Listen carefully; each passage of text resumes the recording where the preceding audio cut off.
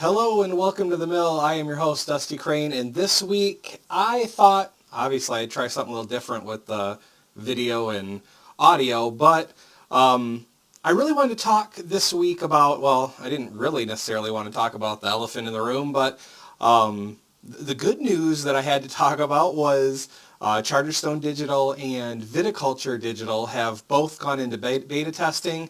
I did get an invite for Viticulture, not so much for Charterstone just yet. They're still inviting people in that had, previously signed up. But both of these have gone to beta, and Viticulture is shaping up nicely. And it was really kind to those guys at Digidice. I went ahead and sent them a message and said, hey, I'd like to, show this on the mill. Do you mind? And they said, we can't stop you, but we would really appreciate if you would let us get out the weekend update before you show off anything, because we're going to squash some bugs, which I totally get, I respect. And so maybe next week I will have some footage to show you from that. And but if not, of course, I'm going to go ahead and go with them. But while all of this was happening, it was kind of a slow news week for Stonemaier in terms of, new games to show or new games to talk about. And we fell back into Wingspan talk, but not in a good way, in a maybe frustrating way. Maybe it's a way you've had to deal with. Let me go ahead and just cut to the chase. Let's talk about the elephant in the room. Just the other day on BGG, a post came up through the Wingspan group, and it said something to the effect of, why you'll never find this at your friendly local game store. And basically, it talked about Stonemaier was making a new print run of Wingspan, and retailers were supposed to get a restock in February, but now Jamey and Stonemaier Games decided to go ahead and screw the friendly local game stores and sell them all themselves. Yeah.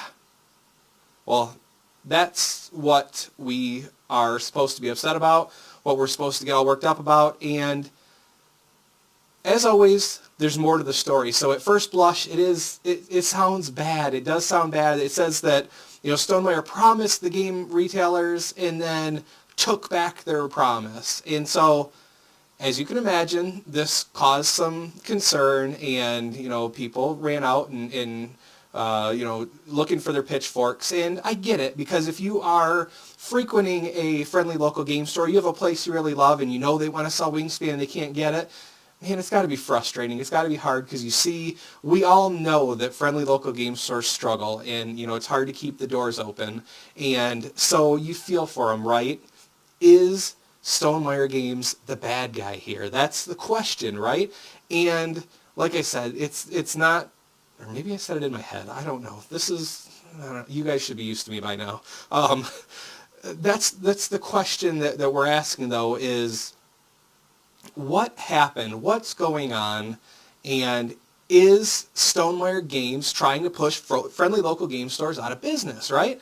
And of course the answer is no, but there's if you'll allow me, I'm going to meander a little bit, because it's been a very educational last couple weeks for me in terms of, game availability, certainty, supply and demand, that kind of thing, because, so I've talked before, just briefly, because that's not what the channel's about, just that I've been playing Marvel Champions, and I've really been loving it, and it's my first LCG that I've gotten into. And so when you talk about LCGs, it seems to me that, at least that's been my experience, that Team Covenant comes up. Team Covenant is an online retailer, a brick and mortar store, and their thing that they offer that's kind of special and you don't hear about in the industry a whole lot, or at least you don't hear a whole lot about, is subscriptions. And so what they do is they kind of take the pain out of keeping track of every expansion that comes out for your LCGs.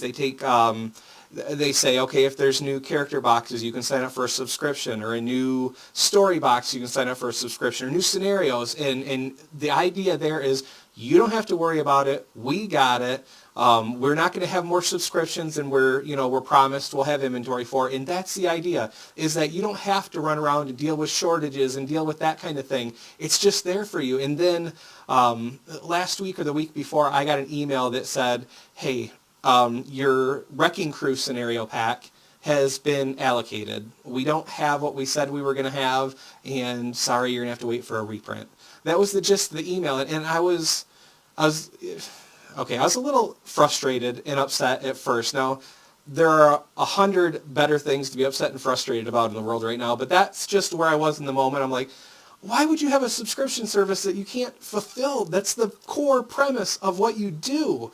And I didn't rage or go crazy or anything like that. It's not that important, but it came to mind. And, I was talking in the Marvel Champions Facebook group about it, and I didn't know it because I'm new to Team Covenant, but I was actually talking to one of the guys, maybe the co-owner, but he's one of the guys that's also on their web shows. And we were going back and forth, and I'm like, kind of just venting a little bit of my frustration, but also being very understanding. I know it's not their fault. It's a FFG thing. And he expressed that it's so frustrating for them, too, because they were told that they would have a certain amount of something, and then they couldn't deliver it.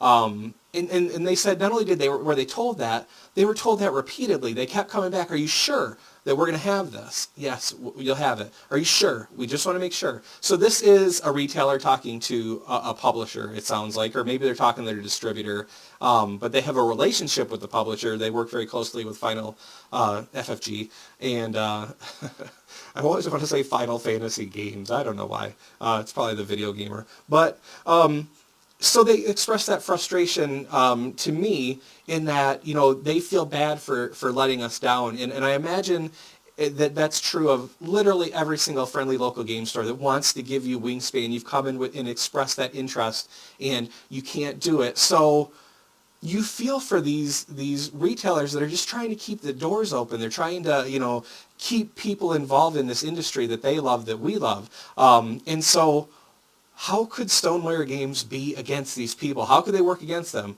And like I said, there's always more to the story. So let's go ahead and talk about it, because Jamey, having heard this frustration, having heard this talk, went and posted a blog post on the Stonemaier Games website. So here's what happened. In September, he put out a okay to print run for 21,520 units of Wingspan. And that's a lot of Wingspan. As you probably, or maybe Stonemaier Games doesn't take out business loans. So that's cash that they had on hand that they had to, give to Panda to make sure that order is placed, money they can't use to develop new games or anything like that. And that money's tied up for a good long amount of time. So 21,520 units is a lot of units. And Jamey had already had a little bit of help because half of that order was prepaid by distributors, which is something that they let people do, or distributors do. They can pay for it in advance, and you got your copy reserved. So half of this order was reserved for distributors. And so about half of that order was 15,000 units.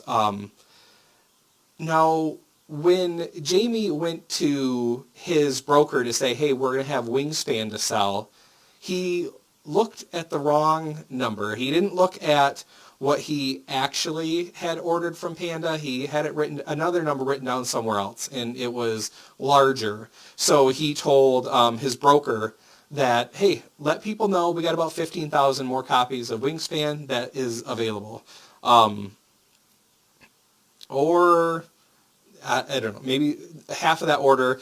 Anyway, half of 21,520 units is not 15,000. It's actually shy of 11,000. It's 10,760 units. And so considerably less than he thought was going to be available. Now, he went to his broker and said, hey, we're going to have these 15,000 units. And they went out to distributors and said, hey, we have 15,000 units. Go ahead and let us know what you want to order. Put in your orders. And they came back with tens of thousands of orders. Now, tens of thousands of orders for me means 20,000, 30,000, 40,000, something like that. And basically, there was nowhere near that amount. So there's still a much greater demand for Wingspan than is currently available to sell. Now, Jamey had a decision to make.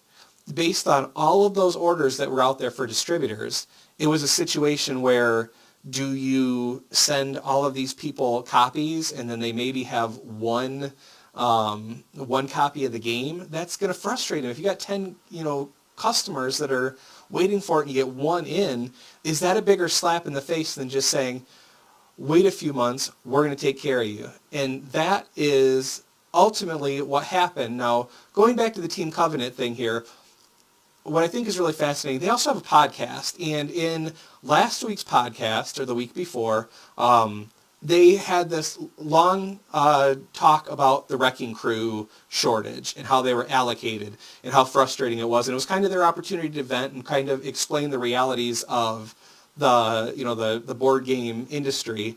And, it was very, very well said. But in that talk, Wingspan kept coming up as an example of something that there was just a crazy demand for and nowhere near enough copies. And, kind of, since they're a retailer, I'd assume that they have that same situation where it's just not available. But these guys are really well spoken. They're very level-headed in terms of they're not going to be the people that you walk into their store and they're like, guess what Stonemaier Games did to me? They lied to my face. They lied to us, my distributor. It seems like they're very level-headed, and they know where the difficulties in the environment are, and they kind of express that really well. I really, really, really highly recommend that if this industry is of interest to you, that you check out CovenantCast, and it was their last week of the time I'm talking right now, was something about the wrecking crew and allocation. And then this past week, Jamey actually stopped by the Covenant-Cast because, they invited him. They mentioned Wingspan a lot in the last episode. You have to imagine that Jamey doesn't really know what he's walking into. I mean, he knows these two guys. They were actually mentioned as one when I was talking about the mill. He goes, "Hey, check out CovenantCast. Check out the Covenant. I guess CovenantCast. I don't know what their Facebook channel is. Maybe it's the same thing, or YouTube channel. In any case, check these guys out. I like what they do for FFG. Take a look." And so I did. So he has a little bit of relationship for them. He said he had an opportunity to meet with them if I had any questions for them for growing the mill, and to bounce that off of him, and he would give it to them and, give me some answers. And he did. So they have a relationship. It's still, you have to imagine that Jamey, with them fresh off their frustration, maybe took a chance going on their podcast where it's maybe 2-on-1. And man, the conversation that came out of that was fascinating. Jamey talked about how he's not sure he did the right thing, that, ultimately what happened here was not Jamey saying, "Hey, screw you, friendly local game stores." He was like, "Listen, I don't want to give them one copy and have them be frustrated. I would rather, do a much bigger, a much bigger gesture." And what he did, and this is what he talked about in the CovenantCast, was he went to distributors to go to retailers and say, "Give me your order. I will print as many as you want. Now, understand that, you're placing an order. This is a commitment. But if you guys sign these orders and say, hey, we're going to do this," you don't normally remember that the deal with the distributors is if you want a copy, you can prepay and those copies are yours. In this case, Jamey was saying, "Listen, we'll pay. You let us know how much you want and we'll print it. It's going to be a few months out because it's what it takes to make these games. It's going to be a little ways out, but I will print what you need, what you want. Let me know." Now here, and this is what the Covenant guys were talking about. This is scary, right? Because these are the kind of things that could actually collapse a game company. Jamey doesn't know at this point if the distributor is going to come back and say, "Hey, we want 10,000 copies or we want 150,000 copies." There's a lot of money involved in that gesture that was made to ultimately allow a friendly local game store, if they want 20, sitting on their shelves, that they can have 20. And so I think that's really cool. And I think that conversation that happened in both of those podcasts from CovenantCast, the first one with the Wrecking Crew and the second one with talking about certainty and talking about, just the difficulties that they face from a retailer and a publisher. So good. It's funny because at one point, one of the guys just keeps talking and talking and talking and talking, and the other one quips, "Thanks for coming to my TED Talk, Jamey."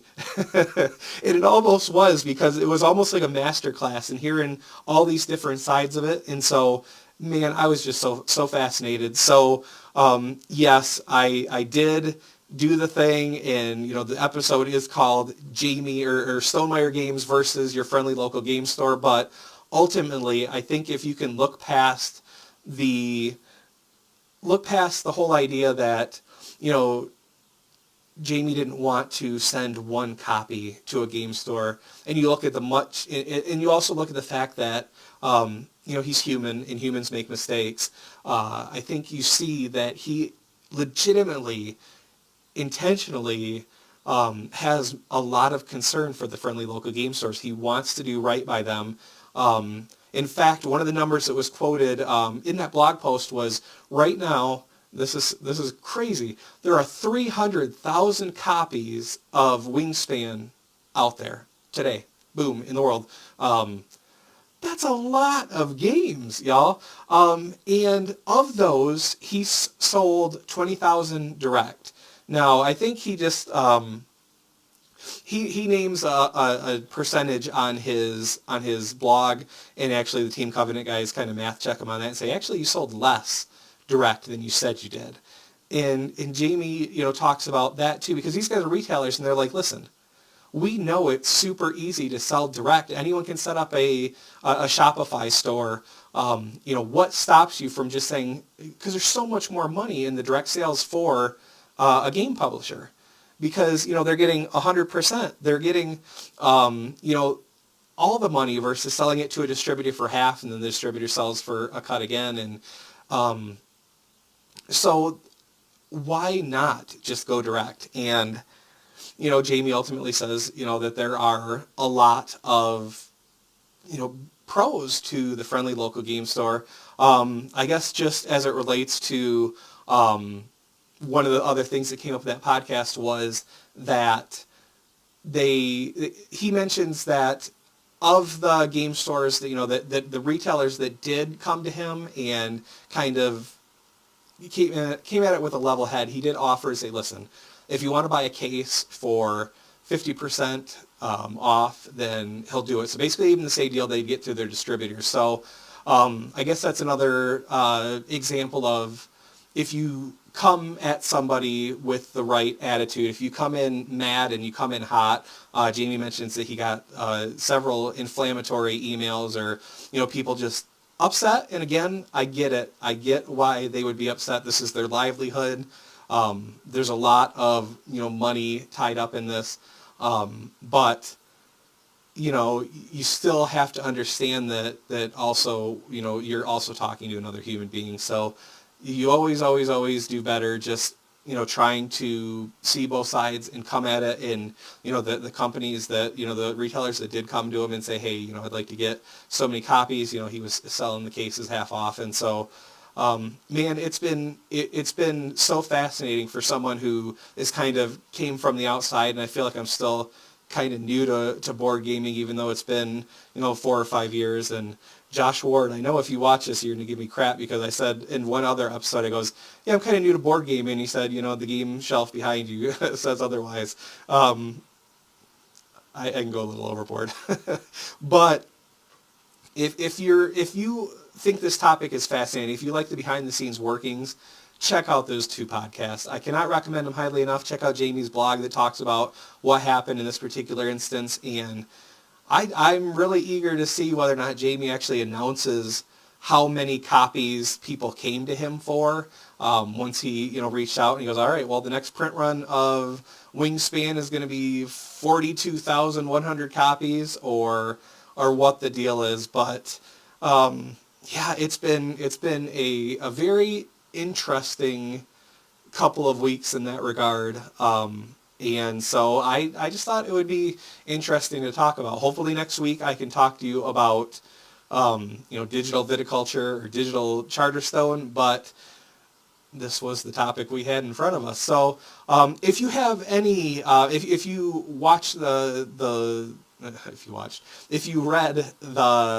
the blog post from Jamey, or if you listen to the podcast from the guys over at Covenant, let me know. I would be really interested in talking to other people that are fascinated by this. Write in the comments. So Yeah, so feel free to discuss in the comments, or let me know what your thoughts are, just in general. And of course, if you have anything you want to see here on the mill, just let me know, and maybe we can make that happen for you. So as always, please take care of yourselves, take care of each other. Remember that that person that just cut you off in traffic is maybe there's something else going on in their life, and they didn't mean to. Maybe they didn't even see you. It's just a human accident, because we humans are accident prone. And yeah, maybe give a little grace this week, and take care of yourselves and each other. Thanks for watching. Bye.